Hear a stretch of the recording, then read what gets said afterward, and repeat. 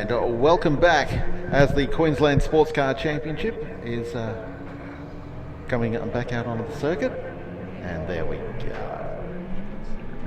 And joining us in commentary for this one, we've got, unfortunately, joining us for this one is Rob Cook. You're having your first race meeting with the new race car, but unfortunately... Yes, it was. Unfortunately, I was just starting to enjoy the new Malik that I bought off of Neil and Alex Kenny, and it was going nicely, and I was starting to have a bit of fun with it. But right at the end of qualifying, I decided I didn't want to select gears anymore. So yeah, that can be. I think they're still all in there, which is good. Just it doesn't know which one it wants. Yeah. So we just rather than I've got third to sixth gear, but rather than play with those out there and find something else rattling around inside of the shouldn't, I decided to put it back in his box for this weekend. Well, unfortunately, attrition's bit into a couple of the other competitors in the field here this weekend as well. Brian Pettit's Westfield has been put on the trailer. Yeah, he had a gearbox problem too. Yeah, fifth gear down the back of the straight, and then couldn't get second. So yeah, that's his problem. He's putting too much horsepower through that little Westie. That's what. Yeah, no, it's a pity. 1.6 litre Toyota Corolla engine in that car, isn't it? Yeah, the old stable 4AG 20 valve. Yeah. That's what I had in my last car, and it was a cracker little engine, just hammering them all day long, and they come back from war. Well, and we're also missing Don Miles, the Formula Jedi. Unfortunately, appears to have broken down yesterday in practice, and we've got a couple of drivers, as you were saying to us off air, Rob, who are just overseas. At this point in time, it's just a matter of unfortunate timing, and certainly was. And in particular, our V8 Radical racer, Phil. Phil Holzberg. Yeah, Phil. Yeah, I was talking to him last meet and said, "How's it going, Phil? You ready for next meet?" He said, "Oh, I won't be there." I said, "What are you doing?" He said, "Oh, I'm in Europe." I said, "Oh, that's nice." He said, "Yeah, I've just got a Formula One drive." Which I nearly fell off my stool, so he's apparently driving a V10 Benetton for fun. Yeah, and it's fair to say that everybody in the class hates him, and now that the rest of the track knows, everyone here at the circuit hates him. Absolutely. Dear. Yeah, so we're a bit depleted in the Class A field because Steve Morecambe's still sporting some injuries, I think, from a trail bike accident, and he should be back next meet though. And Dave Barham's overseas at the moment in Canada. So it looks like Alex is going to whiz away again, I think. Yeah, unfortunately, the battle's really going to be for second position here. Yeah. It should be a good fight. There was a good fight earlier on in the last race, I think, between the Radical and Damien, I think, who's had a bit of problem. I think he had a sensor blow or something like that. Yeah, unfortunately, Damien Managuzzo in the Williams is out for today. I'm not sure if they'll be able to repair the car for tomorrow or not, but certainly the Williams, the DeLuca Williams has not come out. So Alex Kenny will have, so Alex Kenny will share the front row of the grid there in the regulator systems Chiron. Attention the paddock, attention paddock. We have the XLs to the marshalling area, please. XLs to the marshalling area. So yeah, the Alex Kenny there in the number 22 regulator systems Chiron Ford, I should say, will share the front row of the grid with the Speeds Kawasaki of Richard Hope, who had a great race in that first race this morning. Yes, he was going really well. So. And then there's the venerable... Now, we've lost Carl Johnson on the warm-up lap. What's happened to the Radical? So, and he's pulled into the Dipper over on the far side of the circuit. So Carl Johnson and the Radical, we've lost another quick car into the field. So Neil McKay in the other Malik, there's three of them here today. We're getting underway, and Kenny has the jump, as you would expect, on Hope. They tip down into turn number one. There's Nev McKay, who comes in from Macau to race with us. Yeah, it looks like he's turned on the nitrous bottle that we keep joking about. He's coming just to get up there. Well, it's the old Fox. 2-litre Ford engine in the Malik, but certainly he gets up and dances as they run down the back straight here. Kenny's got the race all to himself there. He's already built up 2 to 3 second gap over Hope, and in fact Hope's got a big gap to the next car. Yeah, will do. I think Alex is using this weekend because he hasn't got any Class A competitors to do a bit of setup on the car as well. He's trying a few things. So he promises me there's a 107 in the car this weekend. He's going to kill me for saying that. No, I think he's 109s very comfortably, and I think he said... There's McKay's off the track there, and he might have bent the nose cone a little, and that's sort of scared Croft at the same token in the surviving clubman in the field. They seem to have lost all the other clubmans. So that's allowed. I think Casa jumped up a couple of positions there with McKay off the track. Or no, it wasn't Casa actually. It was might have been Peter Hill who's actually got the jump there. And there's Carl Johnson, the SR3 Radical, parked and going no further. It looks like Nev's nose cone is dragging on the floor there. Yeah.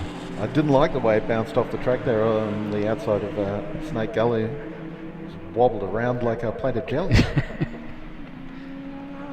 So we see Richard Hope on the end of back straight there in the Speeds RM11. Formula 1000 cars, the only one that's running here this weekend. They were out here in force 2-3 weeks ago when the Sports Racer Series was in town, and all the travelling Formula 1000 competitors had their heads handed to them by Josh Townsend, which was very pleasing. Yeah, it was pleasing to see. I was watching it on TV actually, and I couldn't be here that weekend. I was going to come along and have a look, but it was great to see Josh show them a little bit of Queensland spirit.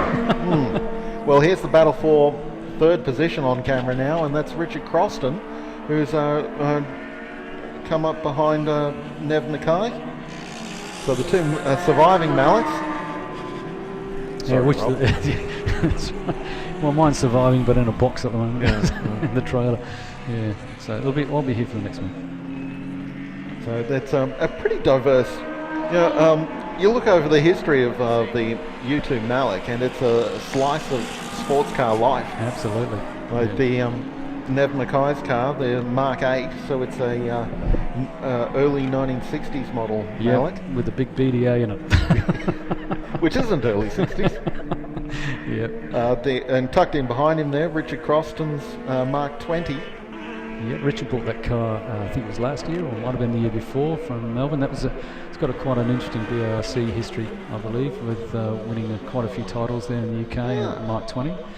And he's very much the purist, Richard, I think, and he's still got the Kent engine there, bought a 1700, I think. Side by side out of turn 3, although, as we see there, McKay stretches the legs of the more powerful of the two Maliks. He's got a different wing on this weekend. Yeah, Nev's always trying something, and that nose looks very good, doesn't it? A real shovel. Yeah. It's a bit of a lean on the right-hand side there. Yeah, cheese slicer. So as Croston comes up alongside,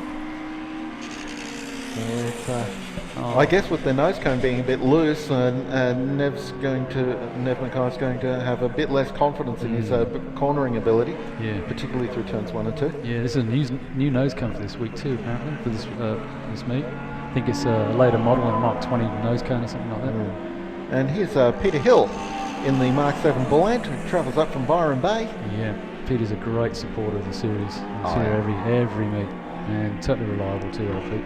He's been racing this class since I've been involved in state level racing. Yep. That's going back well over 15 years now. Yep. Yeah, I started off with my old JMW before this Malik, and Pete and I in the old 2C days were the only two clubmans left when the Super Sports came in, and just he and me in those days. Going back a little bit, but Pete's been around for a long time and a great supporter of sports car racing. And here's our race leader, of course, Alex Kenny, and a class apart, unfortunately, with the cars that are missing out of the race here today. Here's our second place car, Richard Hope. Formula 1000 is a growing category, particularly in Western Australia. There's a glut of these cars over there at the moment, and there's 3 or 4 in New South Wales now, and 2 or 3 up here in Queensland. Yeah, I mean, it's a great open wheel formula there, isn't it? I mean, relatively cost effective and very quick, and really good to watch. It's essentially the open wheel version of some of a lot of the new cars that have come into this class. They're all roughly they're all sort of 1000cc motorcycle engines, mostly Kawasaki 7XRs and Suzuki GSXRs. Yeah, I think Josh Townsend's LSR is exactly that. I think he was a Van Diemen, basically a Formula Ford, and then turned into a sports car with that particular setup. Yeah. The last lap board is out on the track at the moment. And Alex, this car does sound nice going down the straight though. It's a beautiful race car. It is. I remember when Steve Morcom brought the first Chiron into the country. Just what a magical car it was. Our jaws dropped. Yeah. It shifted the goalposts. It certainly did. And there's 3 Chirons in the country now, and all 3 of them have that same level of purposeful beauty to them. Yeah, absolutely. Yeah, they're real race cars. They do the business. They look exactly like us, like a 3/4 scale Le Mans 24-hour car, and behave in exactly the same manner. They certainly do. But that's the beauty of our class. Is it's open to all comers, all sports cars, and we're just based on times up through the legs. So the checkered flag is about to come round. It's Alex Kenny's in the final corner. He's backed it off more than a little bit. Giving the boys the extra lap. He's being very polite in that regard. He was about to lap Michael Treffin, let him go, and so Treffin gets another lap in, and checkered flag goes to the regulator systems, Chiron, Ford, and takes the win. He's, it's the gap from first to second got up over 30 seconds in the end, and here comes Richard Hope down the front straight. And the snarly little speeds RM11 takes second position. And, it's going to be a battle of the Maliks as to who finishes third. Waiting for them to come around. They're on their way down to Snake Gully at the moment, so they're actually a bit away from the checker, so it's still up for grabs. Richard's still there. Yeah. He's got that horsepower deficit compared to Yes. Nev McKay's car. I think Nev's backing off a little bit because of that nose, but as he normally. It'll be interesting to see what happens here, whether he's going to make the big dive bomb or not. No, he's taking it nice and cautious. Certainly is. And it looks like Pete's done pretty well, Peter Hill. He's closed in. Oh, here we go. Yeah, Richard got a great run through turn 6. It's not over. Oh, yeah. Yeah, drag race.